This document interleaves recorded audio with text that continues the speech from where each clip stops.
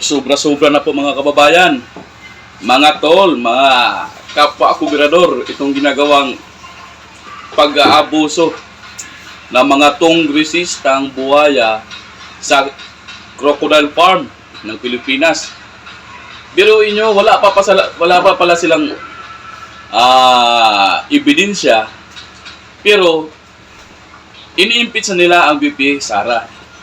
Doon pa lang pala sila maghanap ng ebidensya sa mini trial. Anong klaseng kagaguhan, kabulukan, kabugukan itong ginagawa at binabalak ng mga buhayang ito?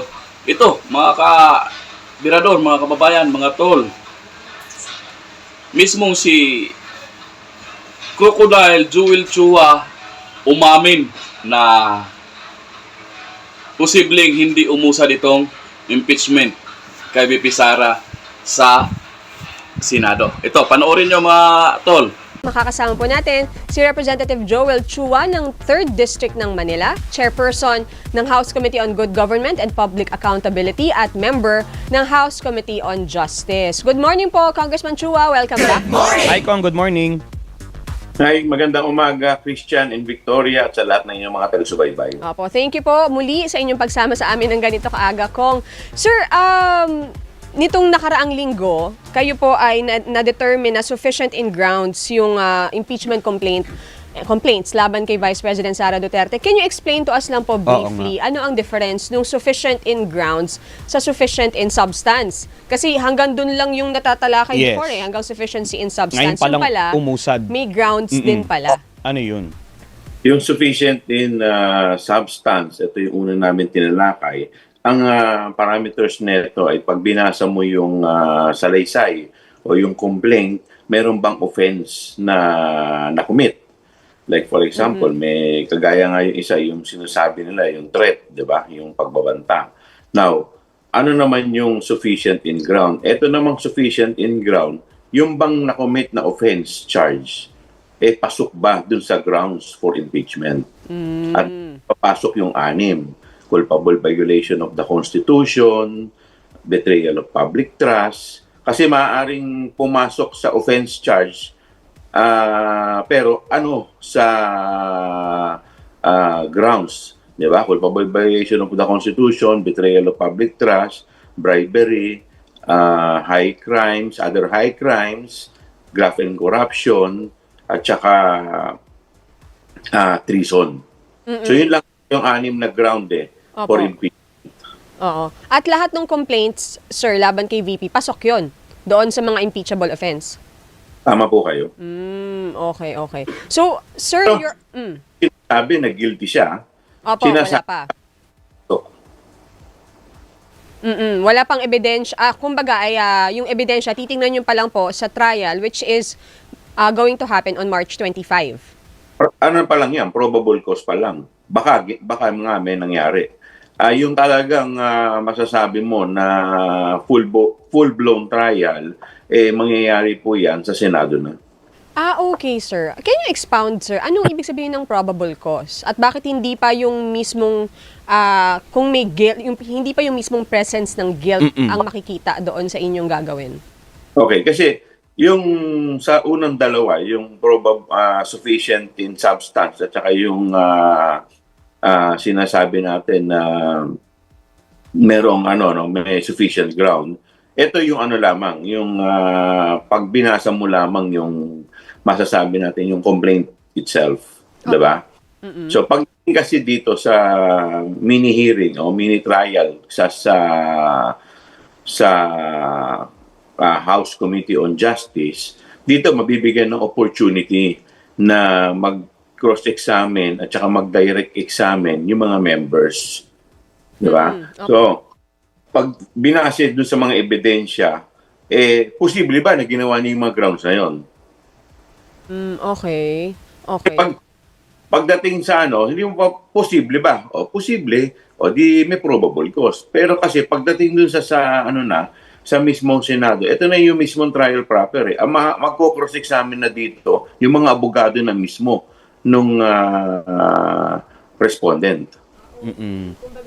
Mas malalim na trial na doon sa Senado. Oo. So, kahit probable cause yung ide-determine po ng Kamara, pero may mga ebidensya na, may documents at may witnesses na rin po na kakausapin. Na yun ang gagamitin pagsampa sa Senado. So ibig sabihin kung maaari pa rin na hindi tutuluyang umusad hanggang sa dulo kung pagdating po sa pagtukoy natin ng probable cause ay merong makikita mga Butas. o magfe-fell short po tayo doon. Tama po kayo. Kaya nga, ito talaga, sobrang due process ng gagawin, di ba? Kasi nakalagay dun sa ating rules. In fact, pagkatapos ng hearing, pagkatapos magbotohan kung may probable cause, another botohan na naman pagsampa sa plenaryo. So, kailangan naman dyan ang makumbinsi mo yung hindi na yung mga miyembro lamang, bagkus yung mga miyembro na as a whole, yung more than 300 members of the House. So, ang kailangan dyan na boto is 1/3, which is 105. Anything short of 1/3 vote, dismiss pa rin ang kaso. Opo, pero yung mangyayari po sa March 25 kung sino-sino ang maghaharap-harap doon, kayo-kayo pa rin po bang mga kongresista po, pati yung mga naghain ng complainants, or andyan na rin po ang presence dapat ng Vice Presidente at ng kanyang mga abogado? In-invite na po siya. Ang pagkakaalam ko po, in-invite siya. But basically, sa Wednesday, ang mangyayari po dyan ay magkakaroon ng discussion of the ground rules. Ano yung magiging ground rules na mangyayari for the next 4, 5, or 6 hearings dito sa Committee on Justice. Pangalawa,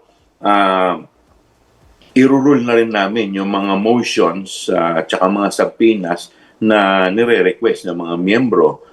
Kung maalala ninyo, isa po sa mga request po dyan ay request ni Congressman Shel Jokno. Opo. Ma-obtain yung kustodiya ng ni Madriaga, yung isa sa mga vital witness. Pangalawa, yung mga subpoena na hinihingi additional evidence, no? So, yan, lahat yan, yung mga motions na yan, pag-uusapan dito sa darating na Wednesday sa hearing. At isa pa sa mga agenda dyan ay pag-uusapan kung may mga, kung sino pa yung mga iimbitahan ng mga resource person sa susunod na pagdalo or sa susunod na hearing, which is set on April 14, if I'm not mistaken. Yes po, opo. At yun talaga, doon na magkakaroon ng talagang hearing, yung mini-trial. Opo, pero itong sa darating na Wednesday kung sakaling sumipot ang Vice Presidente, maririnig ba natin siyang magsalita o sumagot at tatanungin din po ba siya ng mga members ng committee? Doon sa ating invitation ay yung binanggit ko yung yun lamang yung mga tatalakayin, pero may other matters. So siguro baka po pwede bigyan din siya ng opportunity na makapagsalita. But syempre ito, as part of due process, she will be invited for every hearing. Okay. Pero not necessarily para siya ay sumalang na agad at direktang tanungin at sumagot doon sa mga tanong ng members ng committee. So, tama po kayo. Kasi karapatan naman niya bilang respondent na malaman ang kada hearing para at least ay hindi masasabi na hindi siya na-inform. Opo. And speaking of VP Sara, kung ang kanya pong panig, si Attorney Michael Powa, ang spokesman po ng legal team ni VP Sara, naninindigan po sila doon sa kanilang posisyon na fundamental defect, suffers from fundamental defect daw po itong development dyan sa impeachment case ni VP Sara, at sinasabi nila na built on conclusions, speculation at mga naratibong hindi naman daw po nakaangkla doon sa ultimate facts na required ng konstitusyon at ng mga rules. Ito pong development dyan sa House Committee on Justice. Ano po ang inyong masasabi doon, sir? Well, nare-respeto natin ang kanilang opinion, but at the end of the day, meron kami mga parameters bilang miyembro ng Committee on Justice na aming susundan. At yun po yung aming magiging palatuntunan o magiging batayan sa pagdinig po dito sa ating hearing dito po sa impeachment complaint. Kung ano ba ibig sabihin ng ultimate facts? Ilang beses na po natin narinig yan this past week. Kwento. Yung kwento. Dito ba sa kwento, meron bang nangyari na that would conclude na merong impeachable offense. So kasi ang nangyayari kasi na ano nila nami-mix up nila yung ultimate facts, evidentiary facts. Opo. Evidentiary facts, ito yung actual evidence na para masabi natin na ito talaga yung ebidensya. Opo. Pero wala pa kayo sa stage na yun eh. Sa hearing yun sa Senado yun Yun na talaga yung mismong labasan na talaga ng mga ebidensya Pero what makes... In fact, dito nga sa aming hearing, di ba marami po nagsasabi na yung sagot nila ay walang laman, walang sustansya, hindi naman nila ni-rebut yung mga allegations nung complaint. Dito, nung nakaraang hearing namin, sinabi ni Chairman Jinky Luistro na bibigyan pa rin sila ng opportunity na magpresenta ng kanilang mga ebidensya. Opo. So, ganun ka lenient ang ating chairman para lahat ng opportunity ibibigay po sa ating Vice Presidente. Opo. Pero paano nga po ba masasabi na ang isang statement o storya ay ultimate facts considering na iba pa siya doon sa mismong evidence? Paano po tatayo yun as ultimate fact? Pero ano ba, ito challenge ano lang po to hypothetical lang. Ano lang to, hypothetical lang. Halimbawa, nagsabi po siya na din nga po na papatayin niya yung presidente, 'di ba? May threat, 'di ba? So ang magiging yun ang ultimate facts, yun ang kwento 'di ba? So ngayon yung ebidensya para ma-establish mo doon siyempre i-authenticate mo yung na siya talagang nagsalita nun, na yun ay hindi AI. So yun mga ebidensya talaga. Kung kayo po, how are you preparing for the March 25 proceedings at yung mga susunod pa po? Tayo naman ay magbabase lamang dito sa mga complaints at saka kung ano po yung rules na mga nakasaad. Sinasabi nga nila na parang iba daw yung basihan namin dito, iba rin ang basihan nung isa yun sa mga ina-argue nila na walang due process dahil iba daw yung basihan na ginamit namin dito sa impeachment complaint ng Vice Presidente vis-a-vis sa impeachment complaint ng ating Pangulo. Pero alam po ninyo, hindi totoo, malayo po yung dalawa. Dahil doon po sa ating Pangulo na impeachment complaint, purely hearsay lahat Walang mga authentic document, walang personal knowledge. Samantalang dito, backed by evidence. Lahat. And speaking of documents, sir, ano yung mga nakikita nyong documents na i-discuss sa inyong mini-trial, sa mini-hearing? At sino po yung mga possible na witness? Kasama na po ba si Ramil Madriaga? Ayan po, yung halimbawa, yung kanyang salaysay, yung kanyang sinumpaang salaysay. But to be able to prove that, di siyempre kailangan i-authenticate niya yun. Sabihin niya na ito'y ginawa sa kanya at kusang loob niya na sinalaysay, wala pong threat, walang nag-utyok sa kanya, maliban lamang sa personal niyang nalalaman. Opo. At na-resolve na ba natin yun, Kong, yung hiling po ni Congressman Jokno na mailipat sa Kamara ang custody ni Madriaga? Kasi ang sinasabi po ni Congresswoman Luistro, medyo mahirap at komplikado kasi nasa custody nga po ng korte ngayon si Ginoong Madriaga. Kasi pag-uusapan pa yan sa Wednesday ngayon, isa nga yun po sa agenda.